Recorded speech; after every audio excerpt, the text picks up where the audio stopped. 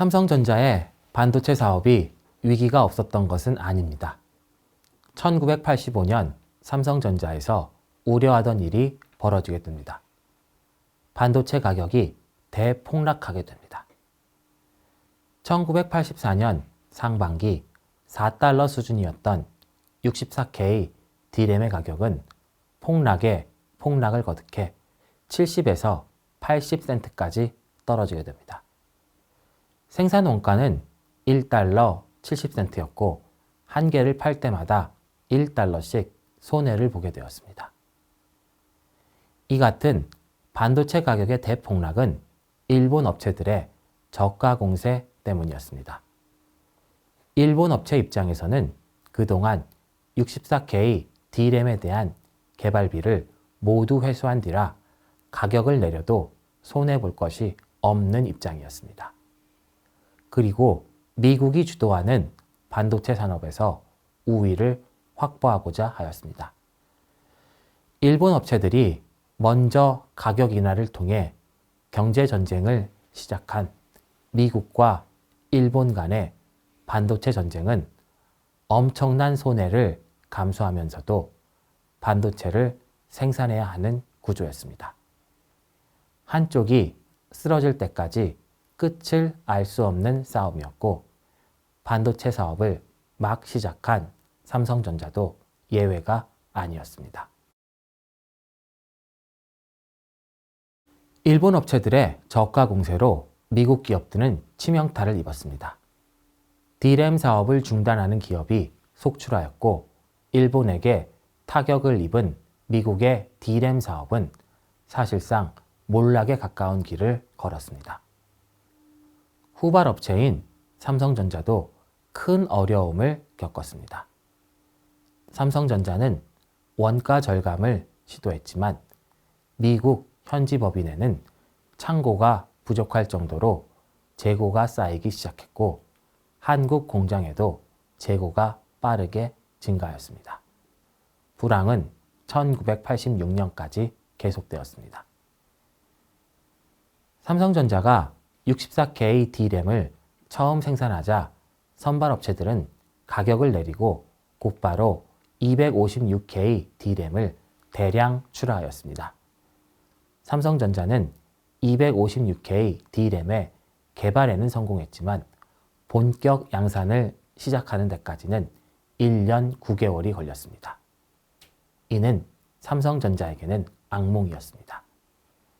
삼성전자가 256K D램을 출하하자 선발업체들은 더 앞으로 나아갔습니다. 삼성전자가 선발업체를 따라잡는 것은 어려운 일이었습니다.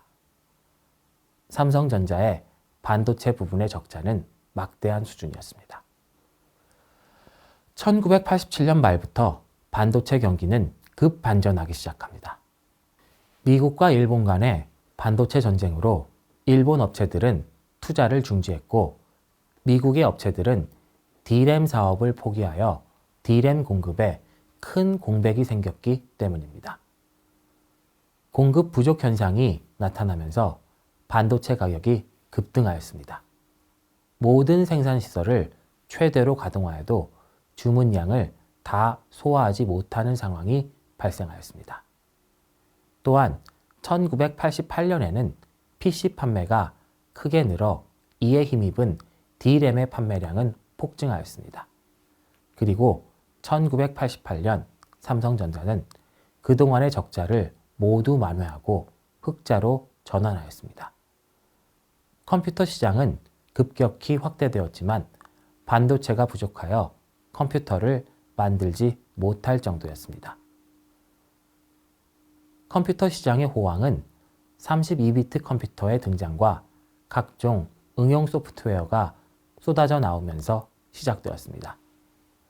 마이크로소프트는 컴퓨터가 모든 가정의 부엌과 거실에 놓일 것이라며 소프트웨어 개발을 추진하였습니다. 하드웨어 업체들은 프로그램 개발 붐에 힘입어 비약적인 매출 신장을 거듭했고 반도체는 더 큰 호황을 누렸습니다. 1987년까지만 해도 256K D램 가격은 2달러에도 미치지 못했지만 1988년에 접어들자 4달러까지 치솟으며 초강세를 보이기 시작하였습니다. 그나마 비싼 가격에라도 반도체를 구할 수 있으면 다행인 상황이었습니다. 하지만 일본 반도체 기업들은 반도체 호황을 누릴 수 없었습니다.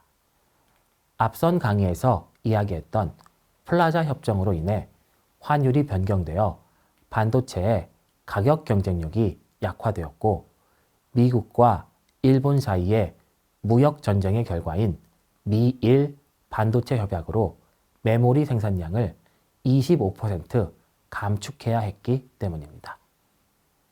미국의 기업들도 혜택을 보지 못했습니다. 일본을 견제하는 것이 중요했던 미국 기업들은 1메가 D램의 불량률을 낮추는 데 집중하고 있었는데 1메가 D램의 수요는 아직 발생하지 않고 있었습니다. 예상하지 못했던 256K D램의 호황은 삼성전자를 위한 것이 되었습니다. 선발업체보다 뒤늦은 256K D램 양산으로 어려움을 겪던 삼성전자에 큰 기회가 찾아왔습니다. 반도체 영업팀은 세계 각국을 돌아다니며 물건을 팔아야 했는데 이제는 가만히 앉아서 몰려오는 고객을 상대하기만 하면 되었습니다. 256K D램의 품귀 현상이 벌어지자 그동안 판매가 불가능했던 IBM이나 HP 등 세계 최강의 컴퓨터 업체들이 찾아오기 시작했습니다. 과거에는 개발도상국에서 만든 반도체라며 무시당하던 삼성의 반도체를 사기 위해 너도 나도 찾아오기 시작하였습니다. 1988년 삼성전자는 전년 대비 176%라는 경이로운 성장률을 기록했고 그동안 투자한 비용과 설비에 대한 감가상각 등을 처리하고 누적 적자를 제외하고도 엄청난 흑자를 올리게 됩니다. 1986년 삼성은 4메가 D램 개발을 추진합니다. 당시 4메가 D램은 일본과 미국에서 소수의 업체만 개발에 성공한 상태였습니다. 그리고 4메가 D램부터는 집적도를 높이기 위해 입체적인 설계 기술이 반드시 필요했습니다. 입체적인 설계 방식은 지하층을 만들어 집적시키는 트렌치 공정과 새로운 층을 쌓아서 집적시키는 스택 공정 중 하나를 선택하는 것이 필요했습니다.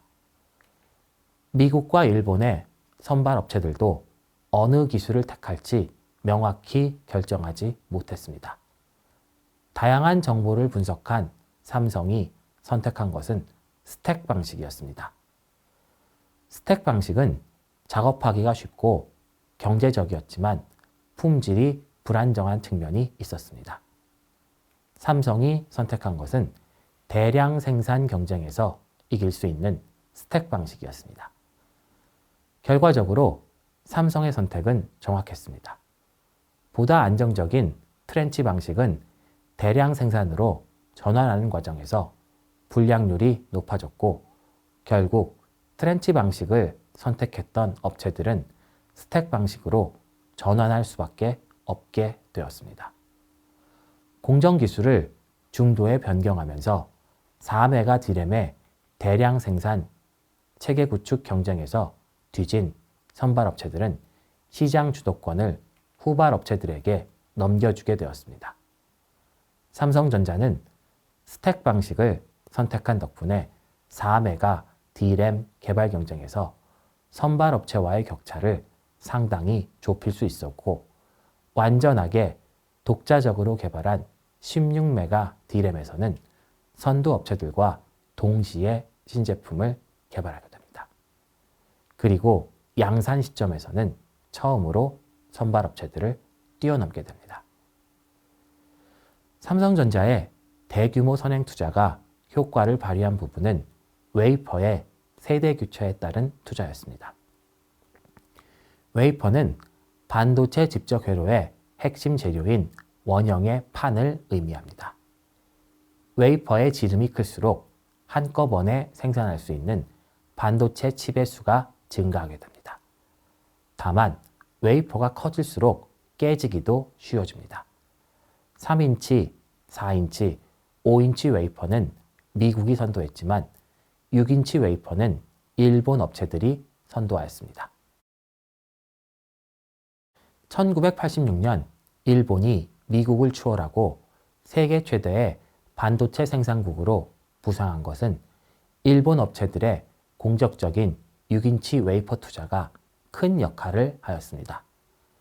차세대 웨이퍼에 먼저 투자하는 기업이 선두에 올라설 수 있는 것은 자명한 일이지만 무작정 투자에 나서지 못하는 것은 시장 상황과 기술적인 불확실성 때문입니다. 그런 이유에서 반도체 업계는 차세대 웨이퍼 투자 타이밍을 놓고 치열한 눈치 작전이 전개됩니다. 선행 투자의 필요성과 그에 따르는 불확실성 간의 갈등이 상존하는 것입니다. 삼성전자가 200mm 웨이퍼 투자에 뛰어든 1990년 세계 D램 반도체 시장은 불황을 겪고 있었습니다. 이 시기에 일본 업체들은 투자 규모를 줄이고 200mm 웨이퍼에 대한 신규 투자를 주저하였습니다. 삼성도 투자를 해야 하는지에 대해서 의견이 팽팽하게 대립하였습니다. 200mm 웨이퍼는 공정이 복잡한 데다 자칫 깨지기도 쉽고 불량률이 높을 수도 있고 품질의 균형성을 확보하기 어려워 어느 누구도 섣불리 나설 염두를 못 내고 있는 상황이었습니다. 또한 투자 규모가 워낙 크기 때문에 부담도 매우 컸습니다. 그런 상황에서 선두에 나섰다가 실패하기라도 하면 엄청난 손실이 따르게 됩니다.